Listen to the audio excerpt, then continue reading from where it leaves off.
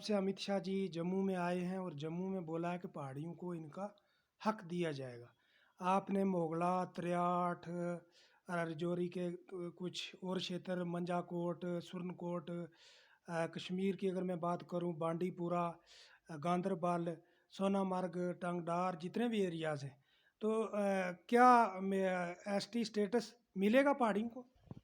देखो सर, हमारे जाने से तो मैं तो पूरी कश्मीर में घूमा हूँ। जी। मैं तो अपने वहाँ मुर्शदों के जाके वहाँ से भी दुआ करवाई कि पहाड़ियों को पहाड़ी स्टेटस मिलना चाहिए लार शरीफ में। जी। मैं उड़ी में भी, टंगधार में भी गया हूँ। और मैं खास करके टंगमर्ग में और गांदरबल की वगैरह में भी गया हूँ। वहाँ से भी लोगों के साथ मिले हम। उन लोगों की भी ये डिमांड है, जैसे कि हमारे रैना जी वहाँ सारे इलाके में घूम के आए। इस एरिया में हमारे जाने से मिले तो हम तो आज भी घूमते रहेंगे। जी। हमें पूरी उम्मीद है। जी। मैं पहाड़ी भाइयों से भी ये गुजारिश करूंगा कि आप लोगों के उकसाए पे आके गलत बयानबाजी मत करें। जी। अगर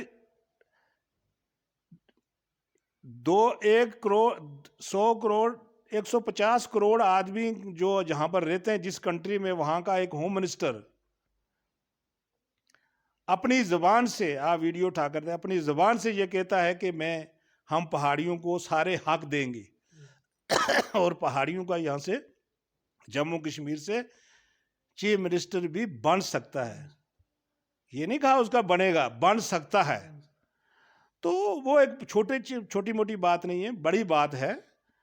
और फिर जो जिम्मेवार लोगों ने यहाँ पर कहा है, जैसे रविंद्र रैना जी हैं, जैसे हमारे बेमोद जी हैं, जैसे हमारे देवेंद्र सिंह राणा जी जम्मू में बैठे हैं, जैसे हमारे यतेंद्र सिंह जी जो इस वक्त पार्लियामेंट में हैं, हमारे एमपी साहब हैं, ये सारे लोग हमारे लिए कोशिश कर रहे हैं कि पहाड़ियों की बहुत बड़ी दरीना मांग है और पहाड़ियों को मिलना चाहिए। मैं पहाड़ी भाइयों से ये बात कहूँगा कि ये अपने अपने बयानबाजी देने के लिए कोई फ़ायदा नहीं है। हमारे को एक ही फ़ायदा होना चाहिए, हमारी एक ही बात होनी चाहिए। इस वक्त अगर कोई हमारी डिमांड्स रख सकते हैं, वो बड़े लोग हैं, जैसे मुजफ्फर हुसैन बेग साहब हैं, मुश्ताक बुखारी जी हैं, जैसे क्या नाम, पुंछ से एमएलसी साहब हैं, उड़ी करनाल से हमारे लोग हैं, यहाँ शबीर खान जी हैं, यहाँ पर रजौरी में और लोग बड़े बड़े अच्छे अच्छे लोग जो हमारे जो पुंछ में है, रजौरी में, और ख़ास करके बेमौद और रविंदर रैना, ये पहाड़ियों के 2 स्टेट के ओहदेदार हैं, बीजेपी के ओहदेदार हैं। इनकी बात जो है, और ख़ास करके जो द्राल कंस्टिट्यूंसी के हमारे पहाड़ियों की रीढ़ की हड्डी है, वो इकबाल मलिक साहब, मेरे भाई, जिन्होंने अपनी सारी सियासत को दांव पर लगाया है, वो उनकी बहुत बड़ी कुर्बानी है। अब हम लोग उठकर अपनी गठड़ी ठाके केले छोटे छोटे बयान दे के कि हम लोगों ने सब कुछ पहाड़ियों के लिए कर रहा है, नहीं, हम सब मिलकर इकट्ठे हम यहाँ पहाड़ियों के लिए कोशिश कर रहे हैं। और मुझे पूरी उम्मीद है, ये लोगों को बरखलाया जा रहा है, आपको नहीं मिलनी है, आपने अपना वो होता भी घुमा लिया आपने ये। अरे भाई, कौन हमें तंजीमों से इनकार रहा है? हमें किसी तंजीम से कोई नहीं इनकार रहा है। तंजीम किसी के एक के घर की नहीं है, तंजीम सबकी होती है। कोई नेशनल कॉन्फ्रेंस में है तो नेशनल कॉन्फ्रेंस में रहकर हम अपना हक मांग रहे हैं। जी। दूसरा सर, अगर पहाड़ी स्टेटस मिल जाता है तो क्या बीजेपी के साथ आप जुड़ोगे? मेरा कहने का मतलब, मैं कह रहा था कि अगर मैं नेशनल कॉन्फ्रेंस में हूं तो नेशनल कॉन्फ्रेंस में रहकर अपना हक मांग रहा हूं, मेरा फंडामेंटल राइट बनता है। कोई कांग्रेस में है तो कांग्रेस में रहकर मांग रहा है, कोई पीडीपी में है तो पीडीपी में रहकर मांग रहा है। इसका मतलब नहीं है कि वो अपनी तंजीमें छोड़कर तो वहां चला गया। अभी हाँ, एक बात है जो आपने कही, अगर जो हमारे बच्चों के लिए सोच रहा है, जो हमारे बच्चों के मुस्तकिल के लिए सोचता है, हमारे बच्चे जैसे आप हैं, एमए बीएड किए हुए हैं, ये बच्चा बैठा हुआ है एमएससी बीएससी करके बैठे हुए हैं, कोई इंजीनियर करके बैठा हुआ है, तो उनका नंबर नहीं आ रहा है, उनके रिजर्वेशन से नंबर दूर हो रहे हैं। तो अगर वो उनके लिए अगर सेंट्रल गवर्नमेंट सोचती है एक एक कदम भी, हम उनके लिए 10 कदम अपनी जान देने के लिए आगे तैयार हैं, क्योंकि हमारे बच्चों का मुस्तकिल है तो हमारा मुस्तकिल है। अगर हमारे बच्चों, देखिए, एक वो है, दूसरा ये है, 60% लोगों को शाह साहब आप कहाँ छोड़ेंगे? अगर रिजर्वेशन गवर्नमेंट नहीं देती। 60% लोग हैं हम पहाड़ी, पहाड़ में रहने वाले 60% लोग हम हैं। 40% जो है हमारे गुजर बकरवाल भाई हैं। क्या आप इनको सियासी किसी हर सियासी इलेक्शन से सियासी मैदान से इनको वोट करोगे? क्या ये मौत नहीं है हमारे लिए? क्या हम सिर्फ वोट देने के हकदार रहेंगे? क्या हम पंच बनने के हकदार नहीं है? क्या हम सरपंच बनने के हकदार नहीं है?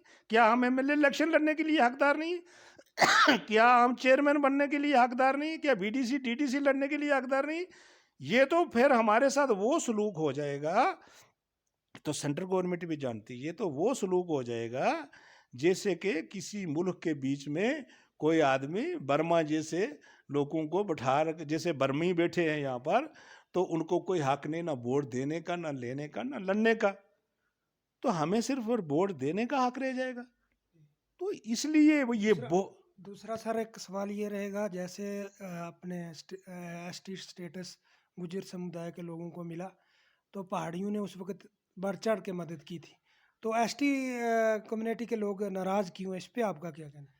देखिए सर, मैं तो ये कहता हूँ कि जो अक्लमंद लोग हैं उनको नाराज नहीं होना चाहिए, और वो नाराज होंगे भी नहीं।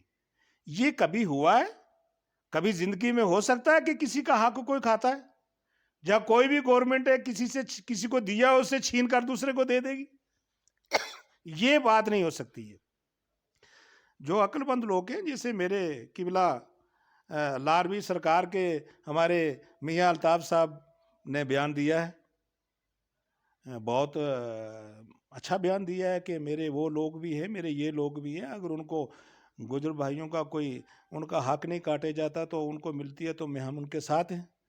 और भी काफ़ी सारे संजीदा लोगों ने ये बयान दिया है, और लोगों को बयान देना भी चाहिए। ये सियासी लोग हैं जो मरोड़ तरोड़ कर बयान देते हैं कि अब पता नहीं हमारे को गुजर भाग जाएंगे। अगर गुजरों के लिए बोला तो गुजर नहीं जाएंगे, अगर ये पहाड़ियों के लिए बोल रही है तो अगर थोड़ा बहुत पहाड़ियों के लिए बोले तो वो गुजर भाग जाएंगे, अगर गुजरों के लिए नहीं बोला तो पहाड़ी भाग जाएंगे। अरे जो अच्छे लोग होते हैं, अच्छे लोगों की ही सुनाई होती है और अच्छे लोगों को ही चुना जाता है। मियाँ साहब का नाम क्यों बार बार आता है? ताज महिउद्दीन ने अभी तक कोई गलत बयानबाजी नहीं दी, उसका क्यों नहीं नाम आया? और लोग जो देते हैं, मेरे बुजुर्ग हैं कई, हमारे मोहतरम हैं कई, वो अभी ये जब आदमी 70 साल के 75 साल से ऊपर हो जाता है, कभी भटके भटके बुटके बयान दे देता है, उनके बयान पर हम इतना कोई दुख महसूस नहीं करते हैं।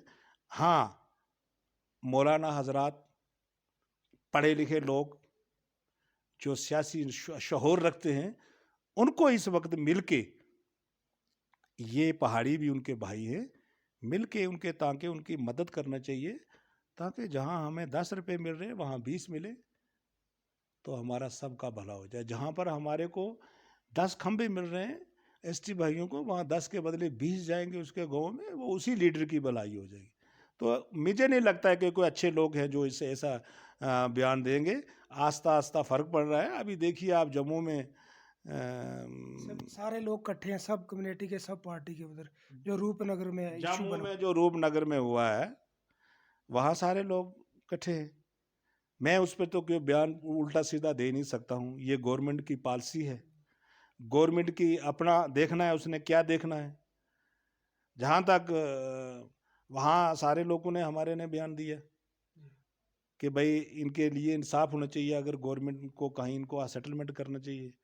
इसी तरह जो हमारे गुजर और बकरवाल भाई हैं, हमें भी एक दूसरे का दर्द होना चाहिए, हमें भी एक दूसरे की मुखालफत नहीं करनी चाहिए, ताकि हमने सारी ज़िंदगी एक दिन तो रहना नहीं है। हमारे हज़ारों साल यहाँ गुजर गए और हज़ारों साल और हमारी नस्लों ने गुजारने। तो हमें चाहिए नहीं कि हम एक दूसरे के बीच में इतना बड़ा दरार डाल लें कि हम एक दूसरे को सलाम ना कर सकें। हम तो एक दूसरे से बिछड़ ही नहीं सकते। हमारे तो कब्रिस्तान इकट्ठे हैं, हमारा तो मरना जीना इकट्ठा है। यहाँ हिंदू भाई मरता है तो हम सारे लोग लकड़ लेके जाते हैं, हमारा कोई मरता है तो मिट्टी देने के लिए आते हैं, इवन के हिंदू भाइयों के साथ भी। तो गुज्जर तो हमारा कब्रिस्तान, मस्जिद, कुरान एक है। तो इनको तो चाहिए कि कुरान की रोशनी में देखकर, कुरान की रोशनी को देखकर हमारे साथ इनको सलूक करना चाहिए। ये थे हमारे साथ अयूब पहलवान जी। तो फिलहाल एमजी अपडेट देखने के लिए आप देखते रहे न्यूज़ आर इंडिया। मुझे दीजिए इजाज़त, मैं तालिब।